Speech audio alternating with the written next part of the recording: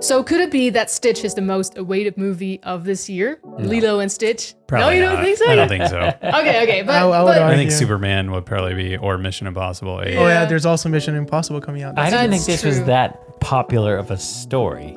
well, it's quite the universe ever since it came out. So yeah, new Lilo and Stitch movies coming out soon. It's the live action version because Disney's been going through all of them lately. And yeah, I think it's kind of interesting to look at the story of Lilo and Stitch. Let's look at where it comes from, and I think we're going to share some things in this episode that very few people have picked up on, some Easter eggs and some things that, you know, it might make you look at Lilo and Stitch a little bit differently. Let's look at the first clip. This is where Stitch is created in the original movie, and so we can see kind of like the backstory of where he comes from.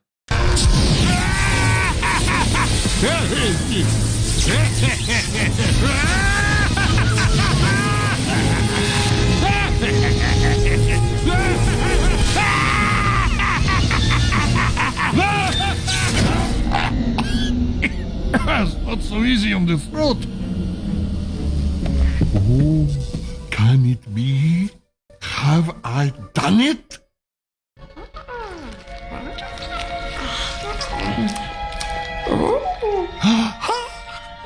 So cute, so fluffy, even. Where did I go wrong?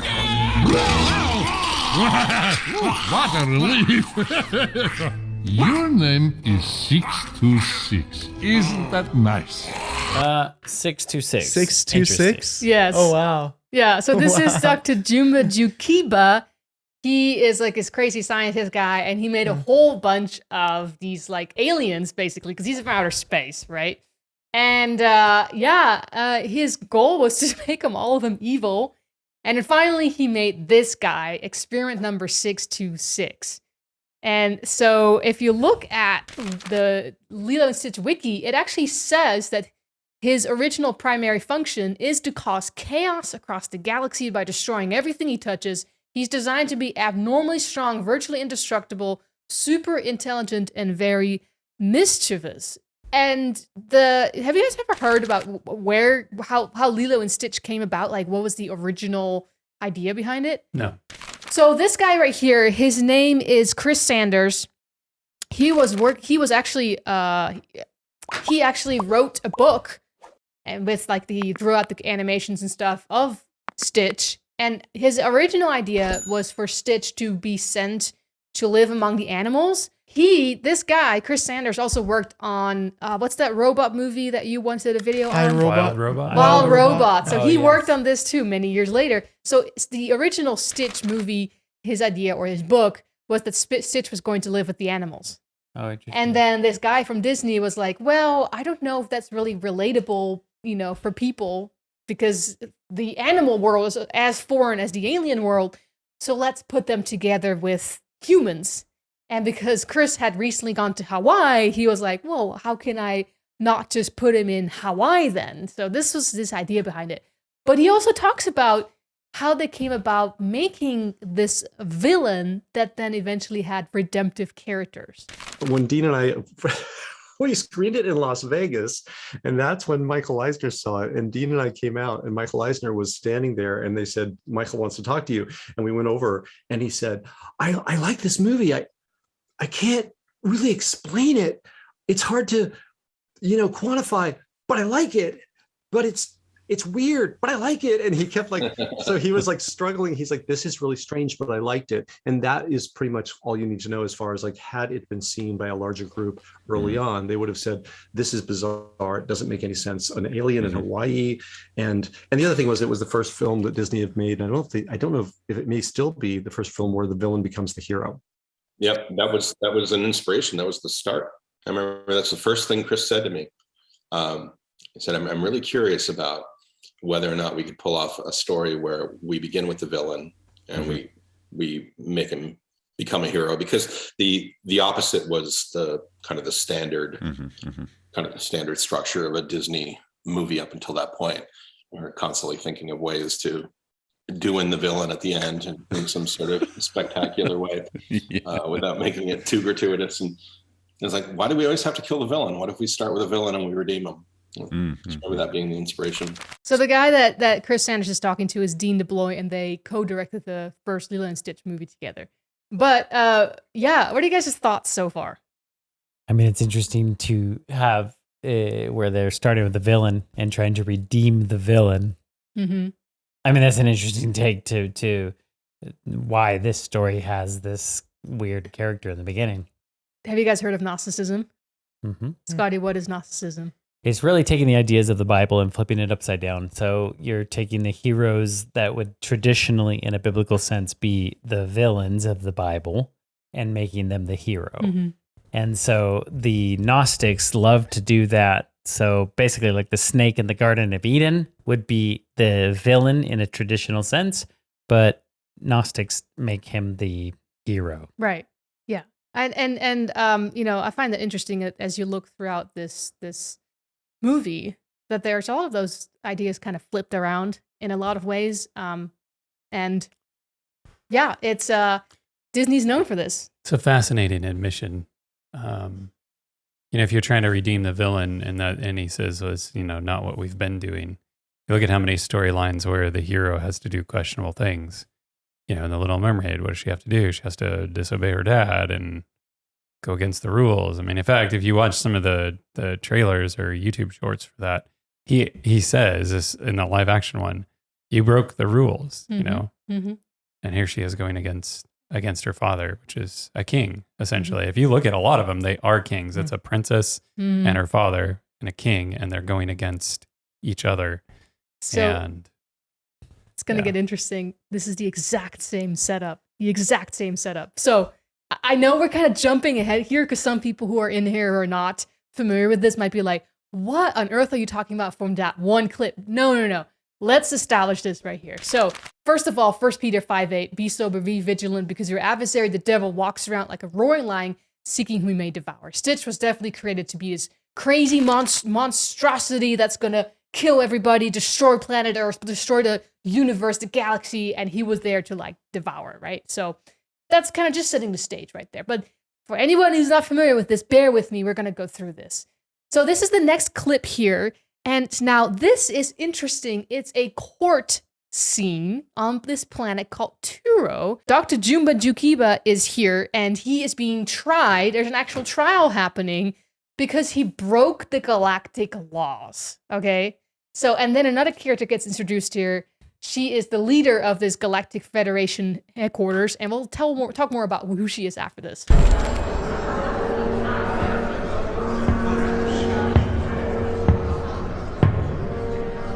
Read the charges.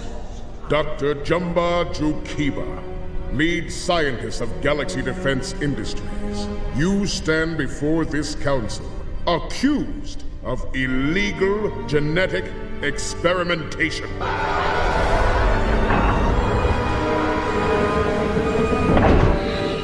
How do you plead?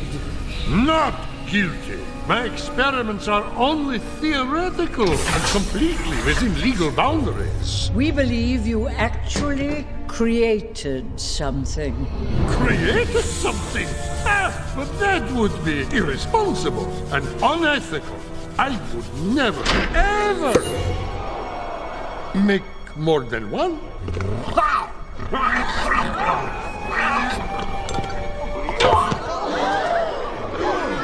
What is that monstrosity? Monstrosity! What you see before you is the first of a new species. I call it Experiment 626. He is bulletproof, fireproof, and can think faster than supercomputer. He can see in the dark and move objects 3,000 times his size. His only instinct to destroy everything he touches.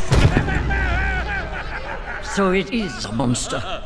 Just a little one. It is an affront to nature. It must be destroyed. Calm yourself, Captain Gantu. Perhaps it can be reasoned with. Experiment 626. Give us some sign you understand any of this. Show us that there is something inside you that is good. Luda nella trusta! Oh, naughty! I didn't teach him that. Place that idiot scientist under arrest. I prefer to be called evil genius! And as for that abomination, it is the flawed product of a deranged mind. It has no place among us. Captain Gantu, take him away. So interesting. There's a couple things that terminology that is, I think, needing to be brought out here. The fact that he's like, I would not create because that would be irresponsible. And then he bold-faced lied. Yeah, bold-faced lied. And then admits that he's created this thing. And then the fact that it's called an abomination. And I mean, those are, he wants to be known as an evil genius. And then they ask it to show, something good. And then I guess it says something which we couldn't understand, but it's basically made everybody throw up, be disgusted, angry. It's like, I didn't teach him that. Yeah. So whatever it was is pretty horrible. And showed nothing good here. Right. But it's interesting that it's like this court scene, right? Up in the galaxy. And yeah, like he's like, you created this vile being and we can't even have him around us anymore. And then they're sentenced to a prison sentence. So let's look at this situation here. So it says the Grand Council woman was first seen in a courtroom. So that lady is the Grand Council woman. So there's a courtroom. There's a trial. And they're asking, can you show me something good? And it's like, no, this is evil. There's like, they're giving him a redemptive chance. But there's no chance for you to stay here. You show me only evil. You cannot even show me anything good. He is sentenced to a life imprisonment on a maximum security asteroid, right? So let's look at this planet that they're on. They're on planet Turo. So in some like Philippine, in a Filipino, one of the Filipino languages, it means to educate, to teach. So this Grand Council woman, this is where she resides and works, right? Like on this spaceship, this planet, this area where it's all about the courtroom and the justice system and et cetera, et cetera, et cetera. Also, it says, according to supplementary material, it's also Stitch's birthplace, which I find interesting because, again, the situation of the courtroom, the legal system, justice, right? And then Stitch is born in this place, which in the Bible, we know the place that has the courtroom, the justice system is heaven. Where God is, where God also will judge is throughout the Bible. You can see that there's going to be a judgment happening in heaven. And it's the exact same place where Satan, when he was still Lucifer, was also created in the same place. So that's an interesting little detail. Now, the Grand Councilwoman is called Your Majesty, Your Highness. Yeah. She's royalty. Yeah. Okay? What does the Bible say? Revelation 19 says that he, Jesus, has on his robe and on his thigh a name written, King of Kings, Lord of Lords. God is the highest of the highest. And so, Your Highness. Right. Yeah. Yeah, absolutely. It's all over the Bible that Jesus is royalty. Yeah. She's also considered a fair judge. So see, she's a judge in a court system, in a trial. She's royalty. John 5 says, for the Father judges no one, but has committed all judgment to the Son, meaning Jesus. 2 Corinthians says, for we must all appear before the judgment seat of Christ. That's a courtroom. That's a court situation. That each one may receive the things done in the body according to what he has done, whether good or bad. Yeah, and it's interesting they putting him in the position to say, have you done something good? Exactly, yes. And Daniel, this is a prophecy as well, you see here the Ancient of Days God. It says, I watched till thrones were put in place, and the Ancient of Days was seated. His garment was white as snow, and the hair of his head was like pure wool. His throne was a fiery flame, its wheels a burning fire. A fiery stream issued and came forth from before him. 1,000 thousands ministered to him. 10,000 times 10,000 stood before him. The court was seated, and the books were opened. And then jumping to verse 13, I was watching in the night visions, and behold, one like the Son of Man, meaning Jesus, coming with the clouds of heaven. He came to the Ancient of Days, and they brought him near before him. So this is a court situation with God and Jesus being present, and they're about to do a judgment, right? So, interesting stuff. Now, it also says the Grand Councilwoman wishes to preserve order in the galaxy. She has moments in which she shows mercy. However, she's all about the rules. She upholds the law. Come on. Right. Isn't that fascinating? What do you think that's an interesting aspect, Scotty? Well, I think it's you know, if it's kind of painted as this this ruler of the universe, I mean, you just kind of can't help but to apply that to what we actually know of as in the universe as the one that establishes the rules. That was God, and we know that there's one that breaks the rules, and that's the devil. And you know, we don't know that much about the universe beyond what the Bible tells us, but it's just interesting that these kind of follow in the same vein. Yeah, and it's the typical kind of storyline when it comes to Gnosticism. So, and then lastly, they're talking about the United Galactic Federation, right? So she is a strict member of the Galactic Council, and then the bottom says this includes the laws of other planets outside the Galactic Federation. So here it talks about what that is, and it is a government that controls an unknown number of star systems, is considered to be a superpower. It's a government. Keith, can we consider, biblically speaking, that the heaven is God's government? Sure. Yeah, that makes sense. How do we know that? Well, God has a king. He's a supreme ruler. Just like you see, I mean, you kind of see, let's see, I'm thinking of Star Wars. You know, when in Star Wars you have the rebels and you have the empire. An empire is a government controlled by a single supreme ruler. So really God has an empire because he's the single supreme ruler. Yeah. And a rebel is, of course, somebody who doesn't go along with what the government wants. So you see the same kind of setup in Star Wars too. And he has a law system, right, in place. So that's what governments have as well. There, you know, it's interesting that this unit, this agency, even has its own law enforcement with the police, just like real governments have, right? So interesting little tidbit there. So let's see what happens. He's getting caught, right? Stitch and his creator are arrested, and Stitch is going to be sent off to this other planet. Let's see what happens. Uncomfortable? Oh, good. The Council has banished you to exile on a desert asteroid. So relax, enjoy the trip.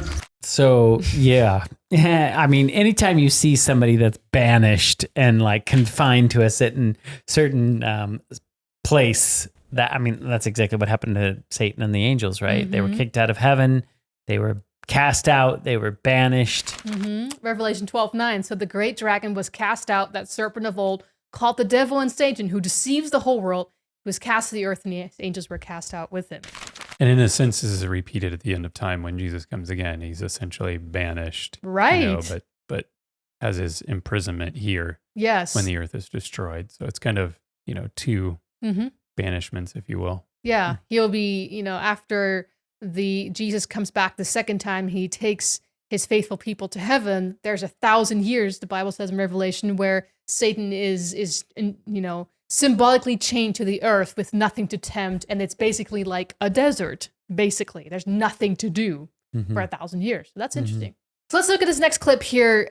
He escapes. Stitch escapes. He gets out of this capsule, and he steals a red spaceship, and he tries to flee, but then he presses some kind of a button that basically sends him off to a different location other than the first planet that he was going to be exiled to. So let's take a look.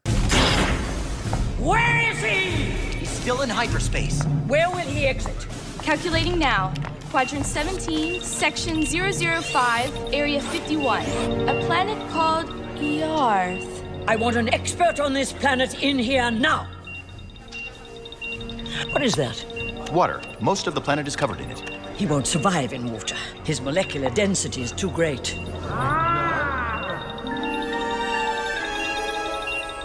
No.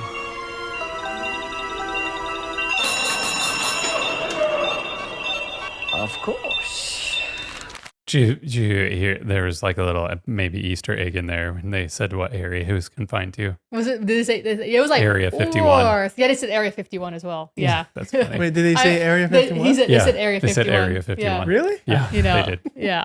So that's kind of funny. I guess they were already dealing with that kind of stuff back then. Hawaii is the garden island.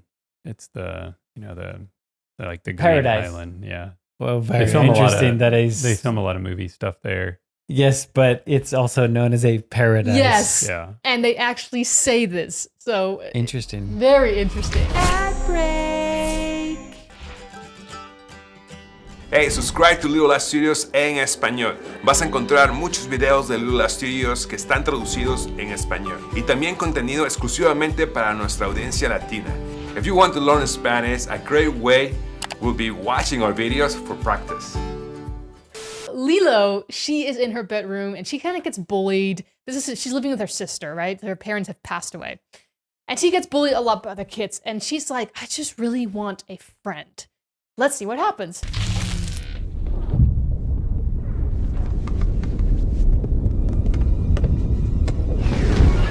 A falling star! I call it, get out, I have to make a wish!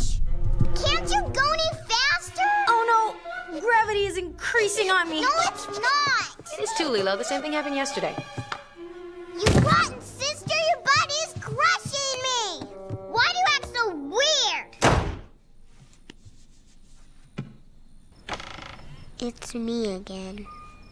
I need someone to be my friend. Someone who won't run away. Maybe send me an angel. The nicest angel you have.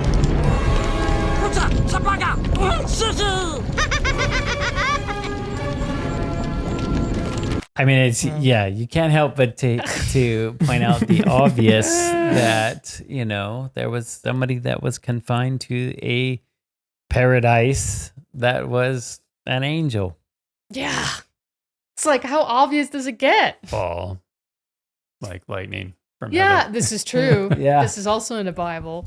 When it says angel, it shows you what type of angel this Dark came out angel. there with Yeah, him, he's like starts an evil- laughing and- Revelation 12:9 says, you know, Satan was cast out with all of his angels. Like, and the Bible is clear. Satan was an angel. Yeah.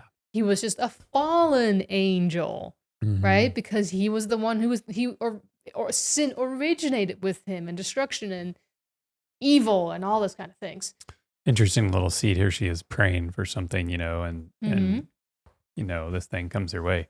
People oftentimes correlate things, you know, because they pray and something happens. Like, well, this is probably an answer to my prayer. Probably not always. Yeah. You got to be Good careful. point. And I with find it interesting too. We've done a couple of videos and even a documentary about aliens. I personally want the conviction that when you see aliens or alien manifestations, it's demonic manifestations. Yes. Absolutely, 100%. And interesting that we did something that that was talking about them being blue, and it's quite kind of interesting that Right. this alien is true. blue. This is true. We have a whole video on that too about how there's frequently when you see demonic characters in movies and ghosts and spirits, they are blue. And now he is blue. We'll leave the links for that on the description. Yeah. Yeah. Let Interesting people make stuff. their own mind on that one. Okay, so you talked about paradise, right? Look at this ad for Lilo and Stitch on the Disney Channel. His name is Stitch. She lives in paradise. A falling star! And he's from outer space.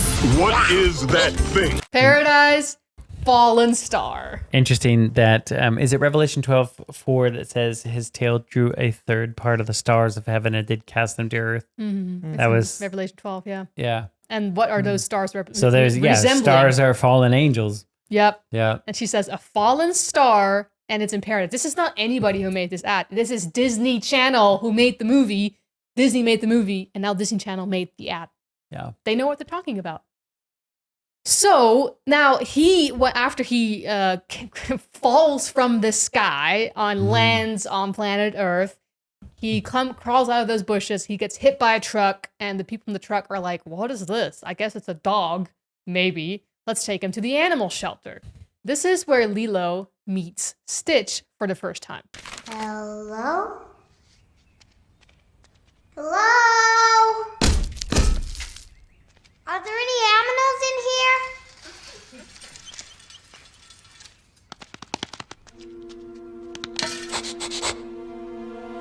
Hello?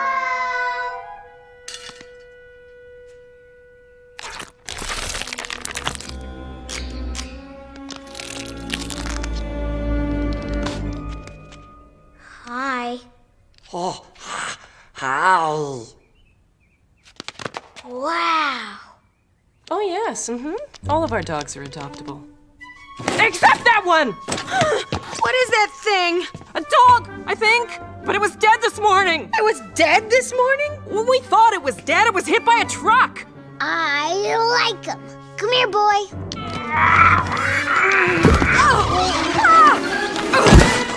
Wouldn't you like a different dog? We have better dogs, dear. Not better than him. He can talk. Say hello. Dogs can't talk, dear. He did. Does it have to be this dog? Yes, he's good. Does this parallel some kind of a story in the Bible? Maybe when Satan came and he disguised himself as a snake in order to deceive the woman. It says that the snake was really pretty. Yeah, pretty, cunning, smart. He used the appearance of the snake to lure Eve in. At the time, she was called the woman. Right? That would be a little weird if it was a snake. Yeah. Well, think about it. It's basically like this creature from an other earthly creature that was not native, you know? And then speaks to the woman, and it's like, they even noticed this on the Lilo and Stitch wiki, seeing the little girl as an unaware hostage. 626 altered his appearance to look less otherworldly and pose as a dog in order for her to adopt him. He looked at the picture of a girl with a dog, and he's like, oh, I guess I'll do that. That should trick him.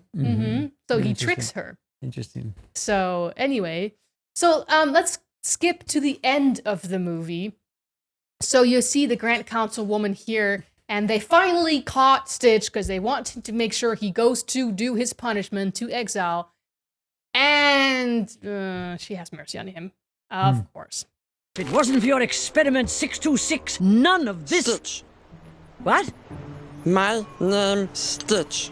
Stitch, then. If it wasn't for Stitch... Does Stitch have to go in the ship? Yes. Can Stitch say goodbye?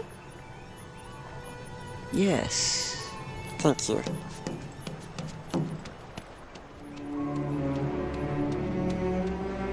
Who are you?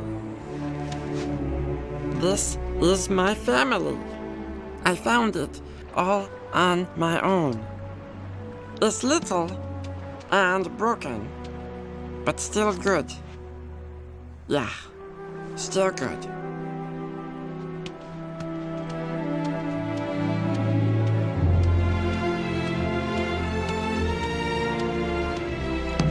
Does he really have to go? You know as well as I that our laws are absolute. I cannot change what the council has decided. Lilo, didn't you buy that thing at the shelter?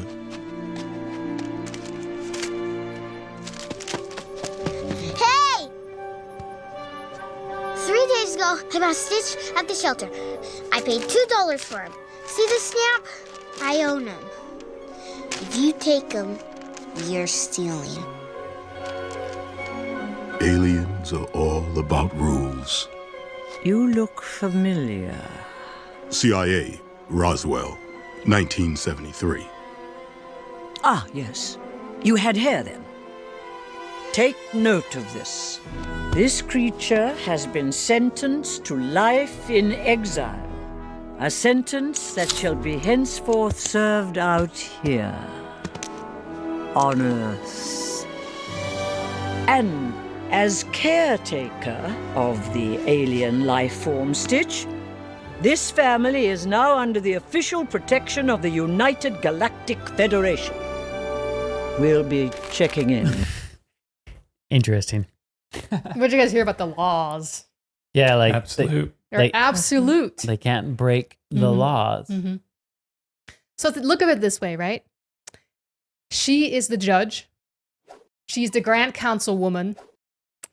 She is the one that is all about the law and imposes the laws. She wants order in her, like, galaxy, I guess. And she's like, the laws are absolute, meaning they cannot be changed. It's exactly what the Bible says as well. And then there's this little girl that comes with this little pamphlet of $2 and is like, I, with my human laws, can succeed your laws. Interesting. And then she says, well, he's going to remain in exile on planet Earth forever. And also they portray him as that this girl has been able to change Stitch and now he's become good. Mm-hmm. So it was a really like wholesome scene. It was made to be a really like wholesome I scene. feel like, oh, he's sympathizing gonna be with good. Sympathize with the devil. So what does the Bible say about the law? Psalm says, the works of his hands are verity and justice. All his precepts are sure. They stand fast forever and ever and are done in truth and uprightness. And then Psalm 89, my covenant, which, by the way, if you look at Hebrews 8, the covenant is frequently, in many contexts, is actually referred to the Ten Commandments. I will not break, nor alter the word that has gone out of my lips. And Matthew 5 says, do not think, this is Jesus' words, do not think that I came to destroy the law or the prophets. I did not come to destroy, but to fulfill. For surely I say to you, till heaven and earth pass away, one jot or one tittle will by no means pass from the law till all is fulfilled. As far as I know, we're still here on planet Earth, so these laws are still valid. And yeah, interesting then that this is what they talk about in Lilo and Stitch, that they try to change the laws. And she's like, I guess I can make an exception. Yeah, it's almost like the little girls coming to the place where it's like, I purchased him, you know? And it's like, he's now mine. Supersedes anything that like he was created. He does evil things. He was, you know, bad in the universe, so to say. And it's like, really? That just like cleared all that? Just because the little girl bought it? Yeah. Well, and then in Gnosticism, you have Lilith as well. And so Lilith is the one who actually starts a relationship with Satan, with Lucifer.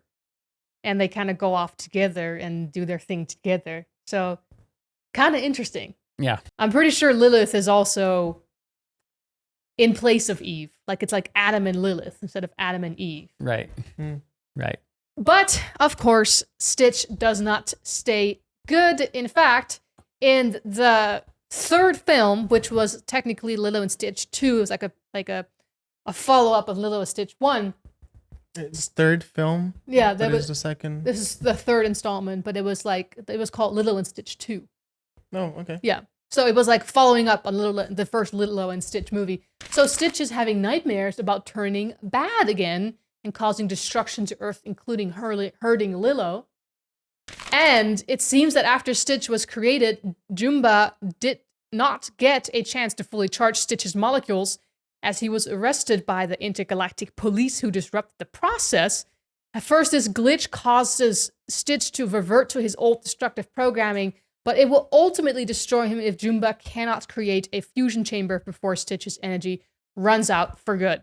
So let's take a look at this second part of the movie, or second film of Lilo and Stitch, and see what happens when he glitches. Stitch, get out here! Stitch, what are you doing? Cut it out! That's not what we practiced! Stitch!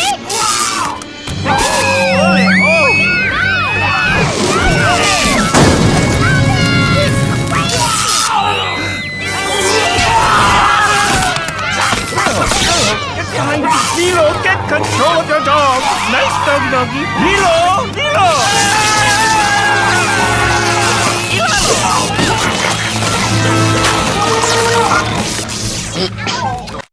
Does he look good? Nope. So there's going to be some sort of second Derry redeeming him from this evil that he's become. Yeah. That's basically what they're trying to do.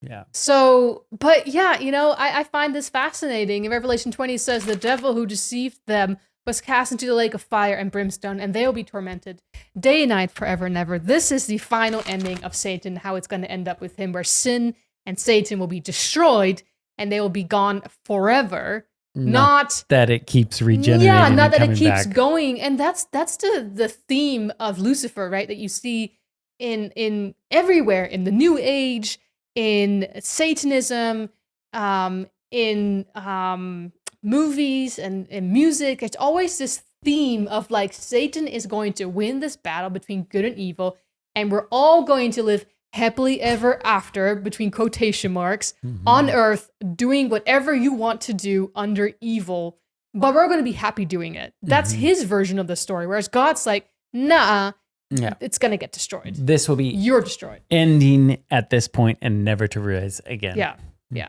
And so we see this kind of Gnostic theme over and over and over again.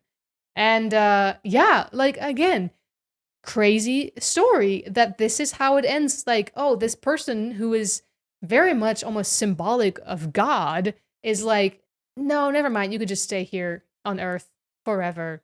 Yeah. We'll check in on you. Yeah, we'll check in on you later. Yeah. I think if anybody got to this point and has seen all of this, and hopefully it planted a seed of like, you know what, I've never heard this before, definitely check out our other videos, because we have a lot of videos on our channel regarding cartoons and Gnostic movies. In fact, I'll put a link in the description even of a talk you once did about the Gnostic Gospels, and you went into it a little bit more. But you know what does the Bible say about these things? About watching these kind of movies, about allowing these kind of stories to enter our minds. Philippians says, finally, brethren, whatever things are true, whatever things are noble, whatever things are just, whatever things are pure, whatever things are lovely, whatever things are of good report, if there's any virtue, and if there's anything praiseworthy, meditate on these things. The things which you learned and received and heard and saw in me, these do, and the God of peace will be with you. I didn't grow up a Christian. I watched the first Lilo and Stitch movie. Don't remember a lot about it. And then I watched it. I was like, oh yeah, I remember these little bits and pieces here. But, once Christ comes into your heart, he wants to give you a new heart. He wants to transform you. He wants to change you. And he wants to show you how he really is, his true self. And we can find that in the scriptures, in the Bible, what God is really like. But Satan is smarter than all of us.